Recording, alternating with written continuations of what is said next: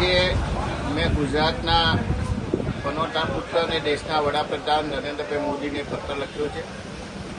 વડાપ્રધાનશ્રી દ્વારા ગુજરાતના ખેડૂતોની વારંવાર ચિંતા કરવામાં આવે છે, ત્યારે ચાલુ સાલે ગુજરાતના તમામ વિસ્તારના સૌરાષ્ટ્ર હોય, કચ્છ હોય કે ઉત્તર ગુજરાત હોય, સમગ્ર ગુજરાતના ખેડૂતોની હાલત કફોડી બની છે.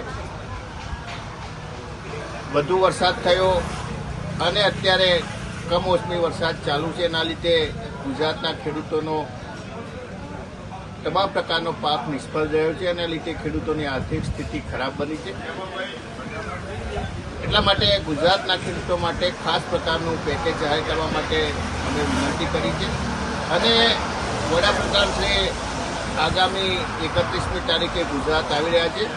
જો અમને સમય આપશે તો ગુજરાતના કોંગ્રેસના તમામ ધારાસભ્યો દ્વારા આ બાબતે રૂબરૂ મળીને પણ રજૂઆત કરવામાં આવશે.